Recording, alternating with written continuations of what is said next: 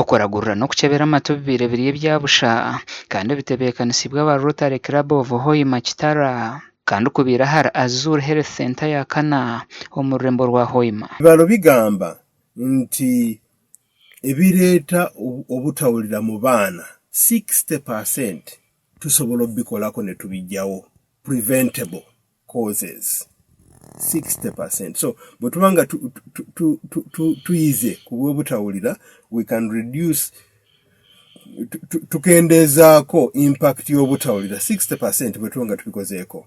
Wano e Uganda waliwo research yakolebwa Makerere ng'egamba nti 11% mu baana 0 to 9% balinamu a level of disabling hearing loss. Naye mu bantu abakulu okuva ku World Health Organization, abantu abakulu okusuuka mu myaka 65 ogenda waggulu, 1 in every 6 is omuntu omu mu bantu 6 oyo abeera percentage ya waggulu nnyo. Ebizibu bikwatire n'amatu n'okuhuura bikanya mu population kandi ebintu biri bingi.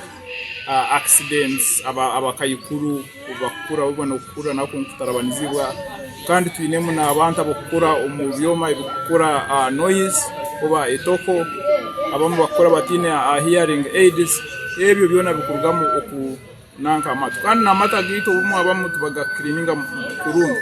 Abashaho boona bashoborire obukomooko oburikukira kuteganisa amatu omu bantu. Young generation tutambula nga tutadde ebintu mu matu, tutambula tutadde ebintu ku mutwe ebikuba sound y'amaanyi, okwo nakwo buzibu oba weereetera chances okufuna obuzibu bw'obutawulira ziba zeeyongera mu maaso.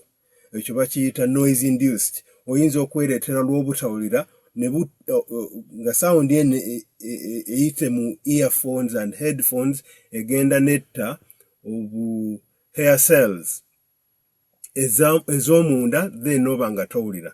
Tukaresearchinga that abantu tibamanyire cleaning amatu gaabo, but then also bakutekereza bayina abantu omuka abali deaf abatakuhuura bebakweta bakigala murunyero tinkimanyire kigambo ekyo bayita abakutekereza tibakora yet bokumuleta mu irwaro bakamuchekinga bakamwogya mu matu ago asokuterekera olundi bakamuha omubazi oba bakamuteekaho akantu baketa ka ear implant bakajweka matu abanahura kurungi.